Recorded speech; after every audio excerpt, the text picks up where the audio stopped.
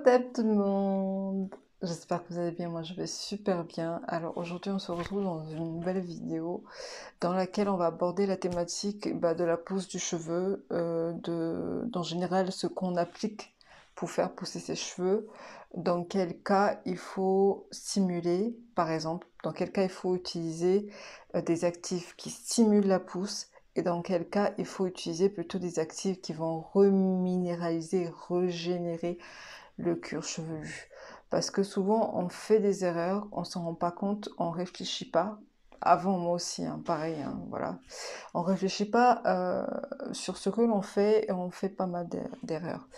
Alors, en général, quand on cherche à stimuler, à faire pousser ses cheveux, on va directement se diriger vers des ingrédients qui stimulent la pousse. C'est-à-dire, ça va être peut-être en huile de l'huile de moutarde, ça va être en huile essentielle de l'huile de menthe poivrée, ça va être, voilà, plein. Ça va être de la cannelle en huile essentielle, par exemple. On va se focaliser sur les éléments qui vont stimuler la pousse. Croyez-moi que c'est erreur une erreur. Pourquoi c'est une erreur? Tout simplement parce que on ne fait pas attention au terrain. Je vous donne un exemple. Vous avez un cuir chevelu qui n'est pas sain. Vous avez un cuir chevelu qui vous gratte tout le temps, qui est symptomatique d'un cuir chevelu bourré de mycose. Vous avez un cuir chevelu qui n'est pas, comment dire,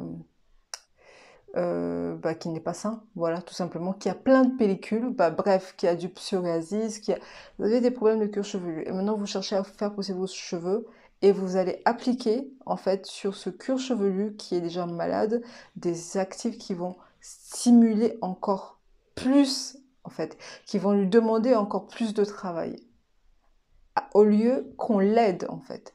Avant toute chose, avant d'appliquer quoi que ce soit pour stimuler la pousse, la première des choses à faire, c'est de faire un point sur le terrain. Le terrain, c'est votre cuir chevelu.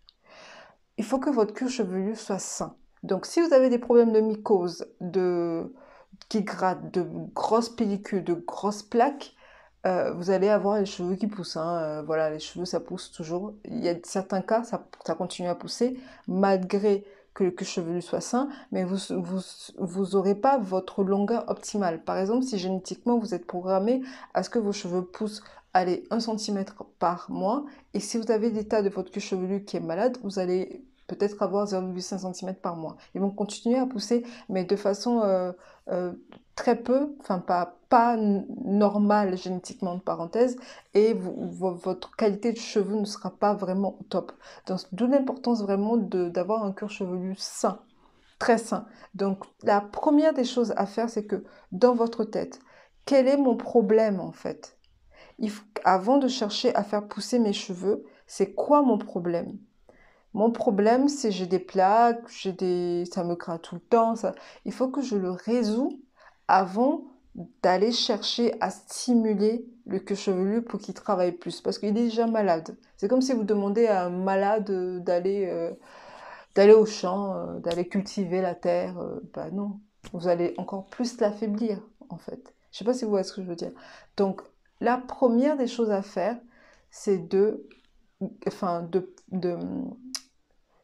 guérir, de traiter, excusez-moi, oui, c'est le mot, de traiter votre cuir chevelu avant de chercher à le stimuler. Même si vous n'avez pas un cuir chevelu qui est malade, pour moi, la première des choses à faire quand on cherche euh, à faire pousser ses cheveux d'une façon très optimale, il faut savoir que si vous êtes programmé à ce que vos cheveux poussent 1 centimètre par mois, peu importe ce que vous mettez dessus, concombre, gingembre, cappuccino, couscous, taboulé, ce que vous voulez, ça ne poussera pas plus. Mais parfois, en général, on a les cheveux qui poussent moins que notre pousse génétique, tout simplement parce que soit on manque de vitamines, soit le cheveu n'est pas sain, soit il y a plein de paramètres en fait qui fait qu'on n'a pas notre pousse optimale, on n'a pas notre volume qui nous est dédié à la naissance. L'exemple de bébé Sissi. Bébé Sissi, quand on voit, quand elle était petite, elle avait beaucoup de volume.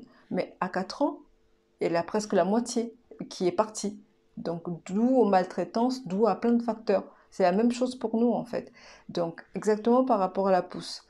Avant toute chose, avant de commencer à stimuler le cuir chevelu, Même si vous n'avez pas d'alopécie, même si vous avez un cuir chevelu sain, il faut reminéraliser. Pour moi, c'est super important de reminéraliser. Comment est-ce qu'on va reminéraliser? On va reminéraliser, on va aller vers des ingrédients, des herbes comme par exemple l'ortie, qui est vraiment génialissime, la prêle, voilà, des choses qui vont reminéraliser le cuir chevelu, qui vont le fortifier, qui vont lui donner les nutriments nécessaires pour qu'il puisse travailler, parce que en gros, quand vous prenez de l'huile de moutarde ou de la cannelle ou ce que vous voulez, ce que vous faites, c'est que vous ne donnez pas vraiment de la nourriture à votre cuir chevelu, vous le stimulez, comment dire, vous l'incitez à travailler plus. Vous voyez ce que je veux dire? Donc vous lui donnez pas des nutriments, vous le nourrissez pas, en fait. Donc il faut bien le nourrir avant de le stimuler, c'est logique.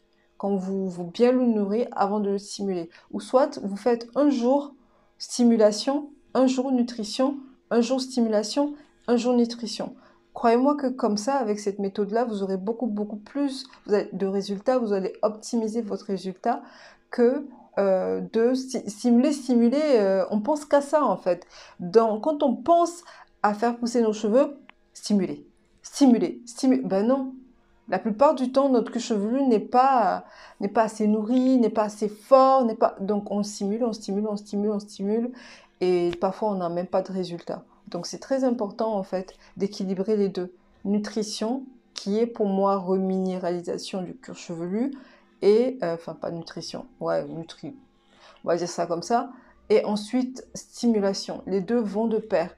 Moi aussi, je faisais l'erreur avant de stimuler. À un moment donné, je me suis posé la question, mais si le cuir chevelu est malade, s'il n'est pas assez fort, la stimulation ne servirait à rien.